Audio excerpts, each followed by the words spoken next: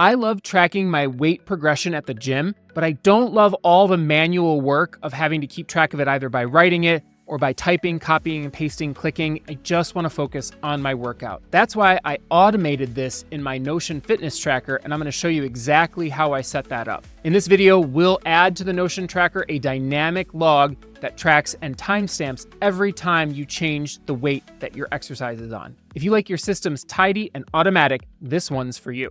I'm Anthony Wagner, and this is QueerEfficiency, where I help productivity nerds solve tiny problems.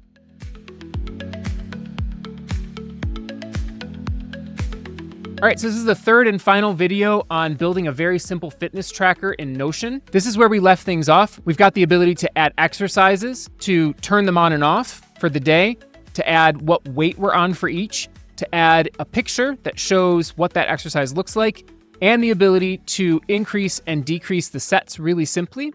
We also have the ability to see only the exercises we want to do today and then quickly see what sets we're on. And we also added a simple history to be able to see which exercises we did most recently. Today, the goal is to add a log like this that allows us to track over time what weight we're on and when we changed to that weight. So this one does take a little bit of formula magic, but it's nothing crazy, and I'll walk you through what that looks like step by step. The first thing we have to do is add a text field where we're going to capture this information. So we'll click plus here, we'll add a text field, and we'll call it log, and we can leave this icon. That works just fine. Now, the goal here is that anytime we add or change the weight, we want to track what that value is. We want to capture that automatically. We don't want to have to do anything manually. So if I'm on 20 pounds here and I change to 25, we want that to be captured. Also, if there's nothing here, if we go to add a new exercise, for instance, tricep extension, when we go to add a new exercise, we want to make sure that when we add the weight to begin with, it's captured to start so we can see where we started. And again, we don't want to have to think about doing that manually. So in this case, we actually need to set up an automation. It's not quite a button, but it's an automation that works similarly to a button. One other thing I want to say before we do the automation is that the goal is to append this information with new information. So to capture the existing log and then stick something on top and then put the rest of it below. So we keep that information growing. We're not just overwriting the data every time something happens. That's not what we need. We need it to be a running log that's appended. So that said, now we can come in here and do the automation. Let's give it a name and say log weight. And then we need to give it a trigger, something that tells the automation when to fire. So what we want to do is look when weight is edited. That's kind of buried. It actually took me a second to remember that that option was there when I was setting this up initially. So we want to do anytime weight is edited, do something. Now, the first thing we need to make sure we do is, again, because we're trying to append, we need to keep a record of what the existing value is in that log, so that way we can stick that back on the bottom underneath the new value. So to do that, Notion has this handy little thing called define variables. We want to make a variable, and I'm going to call this current log, and then we need to edit this, and all we have to do is say the trigger page, so whatever page triggered this automation, dot, and you use a dot to get to the properties of that page, log, and save it. So now what should happen is it'll capture whatever is in that log in this variable, which we can then reuse in the formula to append the information. So now the next thing we need to do is set the log and create new stuff. So let's just, as a very simple demo, let's edit this property, choose log, and we're going to just enter a value to start, just to make sure that the trigger works. So we're going to enable this. And now what I expect will happen is when I enter a value here, it should just insert 1, 2, 3, 4. Now, automations do take a couple seconds to run, so just be aware of that. So let's add a weight, give it a second, and there it goes. That's telling us that our trigger is set up correctly, which is great. In the background, it also captured whatever was there, which was nothing at the moment, but it did do that other step. We just don't see it yet. Now, in the log itself, we want to set it up so that actually this demo doesn't have it exactly the way I like it. I like these extra spaces being there. It's easier to read. We have 4 pieces we need to insert. The first is a date, and I like the date in this case formatted like this with 2 digits for the month, 2 digits for the day, and 2 digits for the year. That way, it's a consistent width across the board and it shows up in a cleaner look. The next piece is this separator, which is 2 spaces and then the vertical pipe and then 2 spaces. The next is the actual value that we got from the weight. And the last piece is optional, but is this last part that is the unit. We need to insert all of those pieces. So let's get it to do at least that to start. We don't have to worry about appending things just yet. Let's make that happen. So we're gonna come back and we're gonna edit the formula. Well, the value, which we're now gonna make a formula. We'll back this out. And let's, just to keep it simple, let's just do one piece. So the simplest thing that we can do is set that to today. That function will insert the current date. You could also, if you wanted the time, you could insert now, which inserts the date and the time. But let's just do the date and hit save.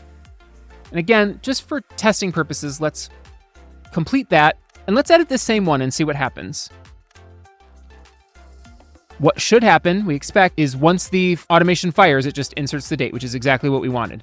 Now, what also happened in the background, it set that variable to what was there, which was 1, 2, 3, 4. So let's actually change this manually back to 1, 2, 3, 4, and let's do the appending thing that we talked about.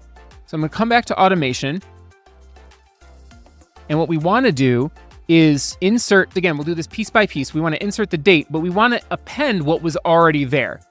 So to do that, we'll hit plus, and that is a function for concatenate. It means to put several pieces together. Let me just show you one more quick thing. So let's say I wanted to just add my name. So we'll say space my name. So that way, when this runs, it should insert the date, space my name. Let's test that down here. Let that run. And there it goes. You can append things by inserting that plus and then adding other things. It's called concatenating. So let's come back and edit this. And instead of my name, we want to insert the value of the cell. We want to insert the initial value underneath what this new value is. So the current date, and then we want to insert that variable, which is right here conveniently. Now you'll see what happens when I run this. In fact, to make this a little simpler, let's take this out of here. I'm gonna copy where we are right now. And instead of doing this as an automation at the moment, what I'll do is I'll actually disable this. It'll do the same thing, we're just not gonna trigger it. I'm gonna set it up as a button, so that way I can trigger it manually and it's just a little quicker. So we'll say test log, and then we can always copy the formula that we're gonna write into the main automation and test it that way. So when the button is clicked, we wanna define that variable again, and we'll call it again current log, and say this page dot log, which is good. And then we want to edit a property. We want to edit the log, make it a formula, and then I can just paste in that current log. So it's using, when I copied the initial formula, it was using the reference to that variable from the automation. So we had to do it again manually. So now what I can do is save this, and you can see I can test this manually without having to wait every time. So let's test it here. And you can see it's adding stuff, and it kept my initial Anthony, but it's adding stuff to this. So if I do it again here, you can see it's just appending that information. It's taking the initial value and inserting the new value in front of it. Cool, that's fine, but it's much better if we add a line break between each. So let's edit this again. Come back here, and between these two pieces, we're gonna insert.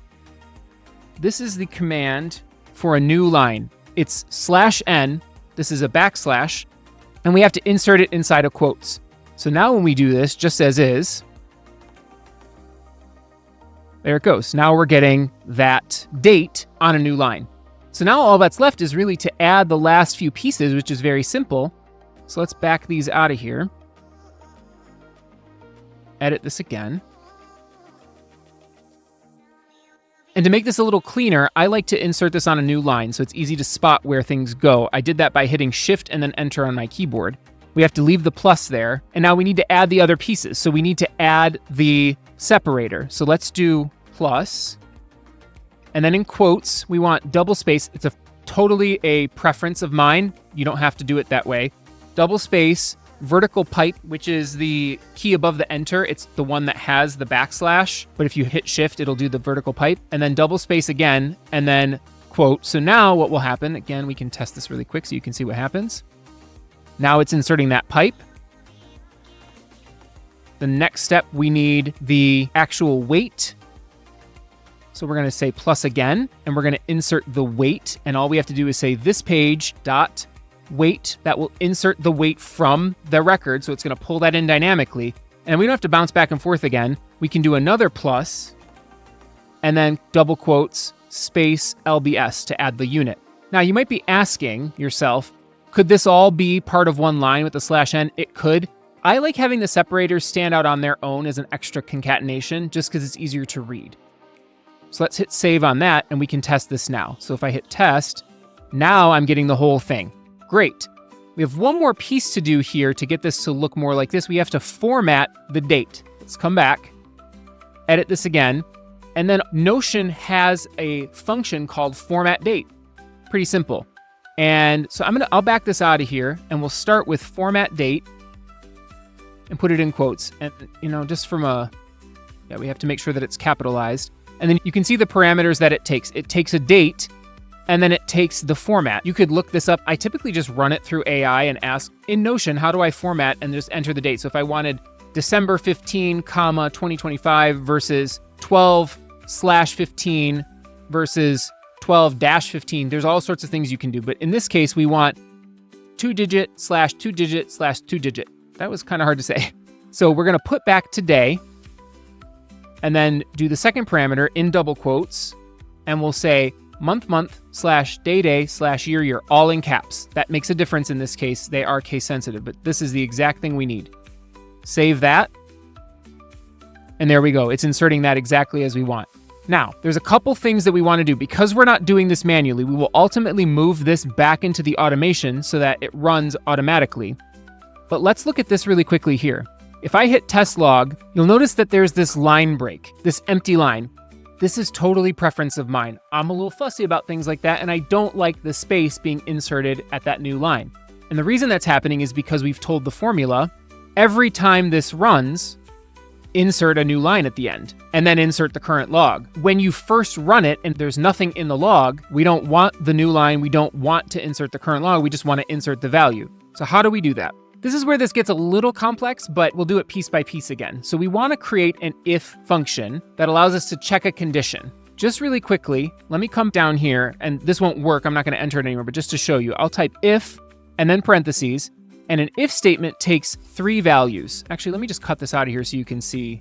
An if function takes a condition, what happens if it's true, what happens if it's false. So if I say, if this page dot weight is greater than 10, do a thumbs up emoji. That didn't insert very well. And then if not, do an X emoji. Just as an example, if the weight is greater than 10, do a thumbs up, otherwise do an X. That's what that is. So we have the condition and then the value of true and the value of false. Okay, now that we've got that settled, let's paste our formula back in. And what we want to say is, if the log is empty, then do all of this to here. We don't want a new line. We don't need to insert the current log. There's no need for that. So from a formatting standpoint, let's tab this over, shift enter at first, and then come to this new line and insert the if on the first line, and then open parenthesis, jump down and close. That way it's easy to keep the parentheses lined up. So then what I like to do is I like to insert the condition on the first line and then do the if true and then if false on new lines themselves. So the condition is if the log is empty, right? We want to do one thing based on whether it's empty or not. So we want to say this page dot log, and Notion has a function called empty for checking that, and it will return true or false. So we can wrap it in that, which is just empty. Not empth, but empty. Open parenthesis and close parenthesis. And we don't need this extra tab. So that's the conditional. And then we have to enter a comma. So if it's empty, we want to do the simplified version. And then if it's not, so the value of false is this, which is already here. So let's enter that comma here.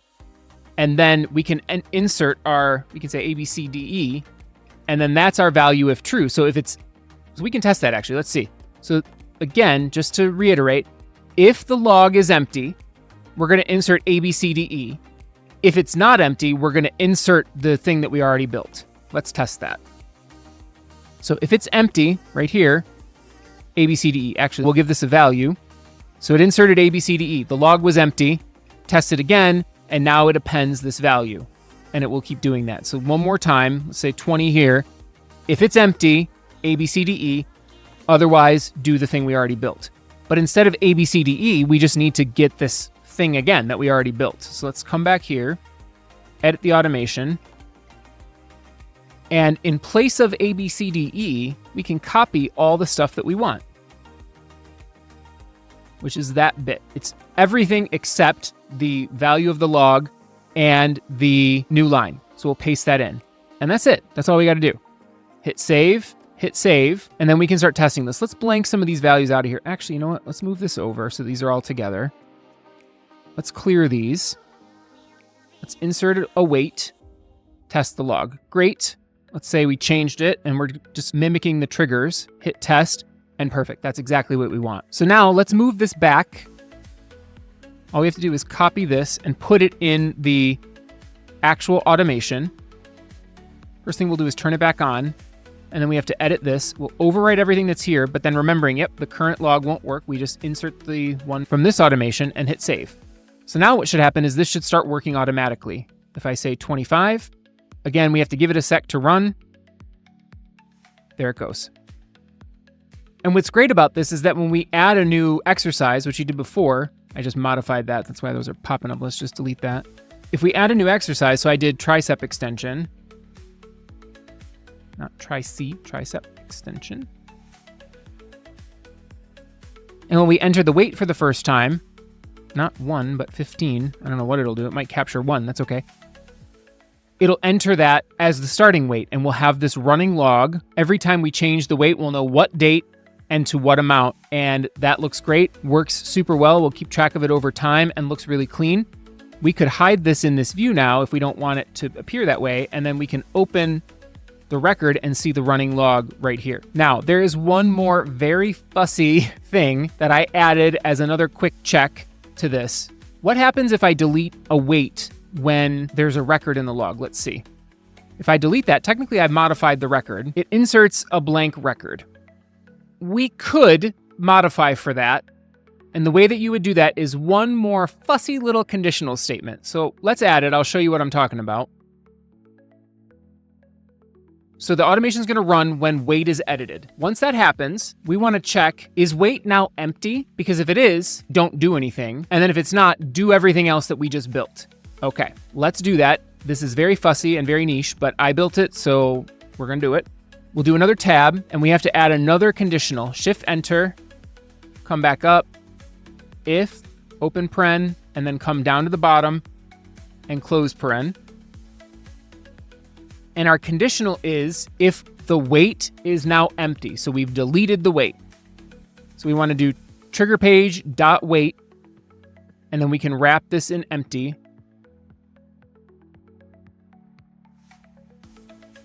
Add our comma, and then remember we need a condition, a value if true, and a value if false.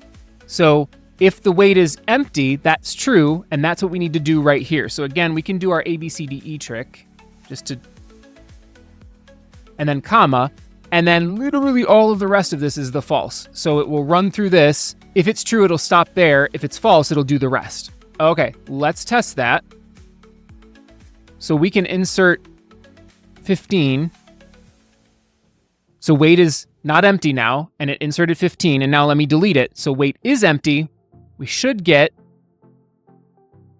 ABCDE. That's fine, and it's okay that it overrode everything. It's not a big deal. Let me just undo that. I don't know if I can undo the automation. That's fine. We can work off this. No big deal. So we're going to come back here, and instead of ABCDE, we can't do nothing. You can't leave it empty, but what we could do is just take the value that's already there and put it there again. Basically overwrite it with exactly what's there. And we already have that saved in current log, which is right here. So that's all we got to do. Save, hit done. Now, if I delete this value, what should happen is nothing. Nothing should change. It should just stay the way it is. And I've waited long enough. It should have triggered by now. And then if I insert a 30 here,